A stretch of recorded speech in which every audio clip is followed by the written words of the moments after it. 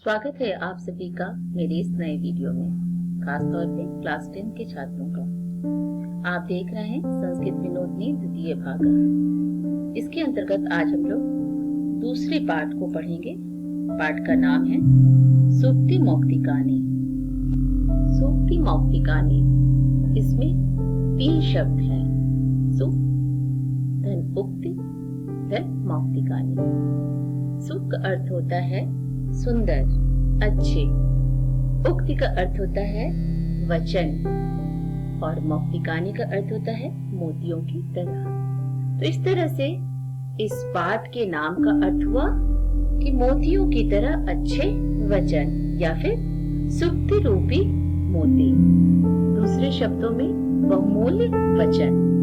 प्रस्तुत पाठ में संस्कृत के विविध ग्रंथों से कुछ ऐसी ही सूक्तियां या ऐसे ही बहुमूल्य वचन संकलित हैं जो छात्रों के जीवन में सत्प्रेरणा, सदाचरण तथा राष्ट्रभक्ति आदि सद्गुणों को विकसित करके उन्हें एक अच्छा नागरिक बनाने में सहायक हो सकती हैं।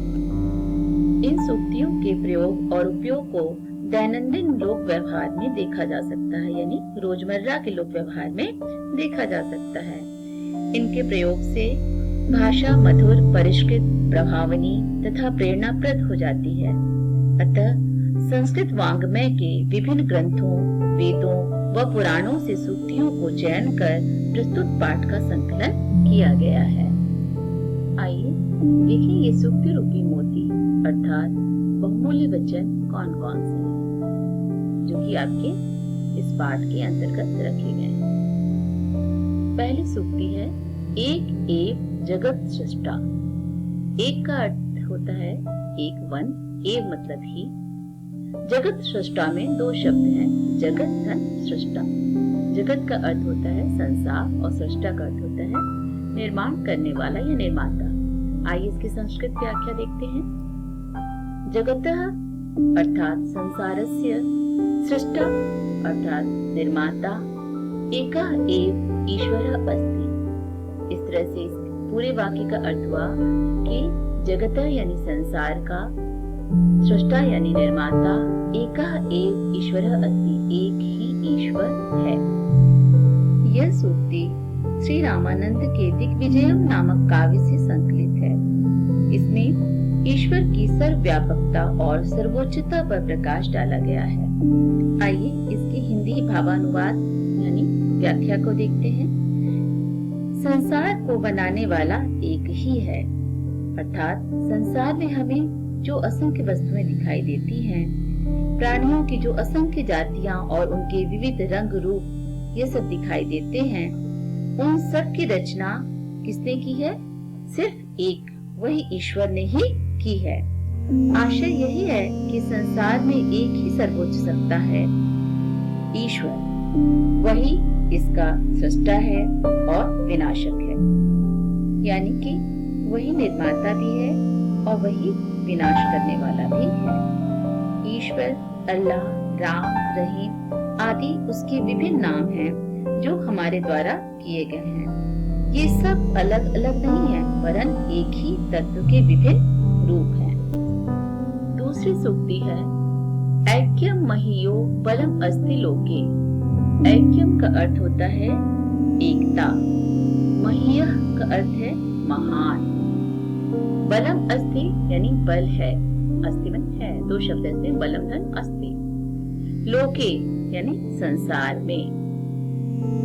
इसकी संस्कृत व्याख्या इस प्रकार होगी एकतायाः बलम एव सर्वोत्तमं बलम अस्ति लोके। इसका हिंदी में अर्थ होगा कि संसार में एकता ही सबसे बड़ी शक्ति है। यह सूक्ति जन विजयम नामक ग्रंथ से संकलित है और इसमें एकता के महत्व को समझाया गया है। इसका हिंदी भावानुवाद इस प्रकार होगा कि संसार में एकता ही सबसे महान बल है, अर्थात कोई कार्य कितना ही बड़ा, कठिन अथवा असंभव सा लगता हो, उसको एकता के बल से अति लघु, सरल तथा संभव बनाया जा सकता है।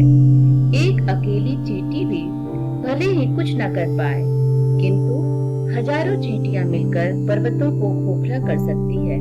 एक दिन का भले ही हवा के झोंके में स्वयं को न रोक पाए, परंतु हजारों तिनके जब रस्सी के रूप में एक होते हैं तो मदमस्त हाथी को भी रोकने में समर्थ होते हैं। इस प्रकार एकता संसार का सबसे बड़ा बल है। तीसरी सूक्ति इस प्रकार है, गुणे की जानाति गुणान न निर्गुणः। गुणी यानी कि गुणवान, वी जानाति यानी जानता है या जानते हैं, गुणान यानी गुणों को, न निर्गुणः न मने नहीं, निर्गुणः यानी कि गुणहीन व्यक्ति। अब इसकी संस्कृत व्याख्या इस प्रकार होगी, गुणी पुरुषः एव गुणान जानाति गुण रहितः न। हिंदी अनुवाद इस प्रकार होगा कि गुणी ही गुणों को जानता है, गुणहीन व्यक्ति नहीं। यह सूक्ति भीष्मचरित नामक काव्य से ली गई है। इसमें गुणवानों के चरित्र पर प्रकाश डाला गया है। इसका भावानुवाद इस प्रकार से होगा कि गुणवान गुणों को जानता है, गुणहीन नहीं। अर्थात जो व्यक्ति गुणवान होता है वही दूसरों के गुणों के महत्व को समझता है और उसका सम्मान करता है।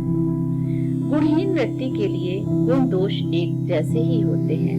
आशय यही है कि गुणहीन व्यक्ति से गुणों का सम्मान करने की अपेक्षा नहीं की जा सकती। अगली सूक्ति है, देशभक्तो निज प्राणान मन्यते यस्त्रिणोपमान। भक्तो यानी कि देशभक्त, निज प्राणान यानी अपने प्राणों को, मन्यते समझता है, मानता है, यस्त्रिणोपमान तृण के समान यानी तिनके के समान। इस सूक्ति की संस्कृत व्याख्या इस प्रकार होगी कि देशभक्तः निज प्राणान तृणम् एव तुच्छं मन्यते। अर्थात देशभक्त अपने प्राणों को तिनके के समान तुच्छ या छोटा मानता है, समझता है। यह सूक्ति सत्याग्रह गीता से संकलित की गई है। इसमें देशभक्तों के चरित्र पर प्रकाश डाला गया है। इसका हिंदी भावानुवाद इस प्रकार होगा कि जो अपने प्राणों को तिनके के समान मानता है वही देशभक्त होता है। अर्थात देशभक्त कभी भी अपने प्राणों की चिंता नहीं करते। उनके लिए देश और मानवता का हित ही सर्वोपरि होता है, सर्वोच्च होता है। यदि देश और मानवता की रक्षा में प्राण भी देना पड़े तो वे तनिक भी संकोच नहीं करते हैं और अपने प्राणों को तिनके के समान देश और मानवता पर न्यौछावर कर देते हैं। अगली सूक्ति देखते हैं, मनोहरति कस्य सताम न वाणी। मनोहरति यानी मनोहारी या मन को हरती है, कस्य यानी किसके, सताम न वाणी, सताम यानी सज्जनों की, वाणी मानी वाणी, बोली। तो इस तरह से इस पूरी सूक्ति का अर्थ हुआ कि सज्जनों की वाणी किसके मन को नहीं हरती, अर्थात सभी को मनोहारी लगती है। संस्कृत व्याख्या इसकी इस प्रकार होगी, सजानां वाणी कस्य मनः न हरति, अर्थात सर्वेषां मनांसि हरति। यह सूक्ति हर विजयम नामक काव्य से संकलित की गई है। इसमें सज्जनों की मधुर वाणी के महत्व को समझाया गया है। इसका हिंदी भावानुवाद इस प्रकार होगा कि सज्जनों की वाणी किसके मन को नहीं हरती है, अर्थात सज्जन अत्यंत विनम्र और संस्कारवान होते हैं। उनकी वाणी अत्यंत मधुर और सबका कल्याण करने वाली होती है, इसलिए वह सबको प्रिय होती है। छठवीं सूक्ति है, न धर्म वृद्धेषु वयः समीक्षते। धर्म वृद्धेषु का अर्थ है धर्म वृद्धों में या धर्म से बूढ़ों में, वयः आयु, समीक्षते देखी जाती है या गणना की जाती है। संस्कृत व्याख्या इसके इस प्रकार होगी कि धर्म वृद्धानां वयः आयु न गण्यते, अर्थात धर्म वृद्धों में आयु की गणना नहीं की जाती है या धर्म वृद्धों की आयु नहीं देखी जाती है। यह सूक्ति महाकवि कालिदास के प्रसिद्ध महाकाव्य कुमार संभव से संकलित है। इसमें धर्मनिष्ठ लोगों के चरित्र पर प्रकाश डाला गया है। हिंदी भावानुवाद इसका इस प्रकार होगा कि धर्म वृद्धों की आयु नहीं देखी जाती है या धर्म वृद्धों में आयु नहीं देखी जाती है, अर्थात धर्म पालन के प्रति निष्ठा रखने वाले लोगों की आयु पर ध्यान नहीं दिया जाता, क्योंकि यह व्यक्ति की स्वयं की निष्ठा और दृढ़ इच्छा शक्ति पर निर्भर होता है।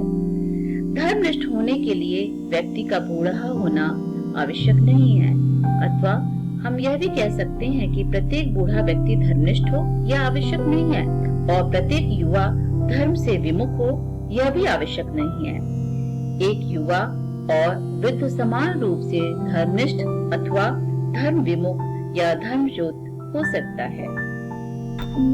आगे की 6 सूक्तियों एवं प्रश्नोत्तर के लिए मेरी नेक्स्ट वीडियो अवश्य देखें।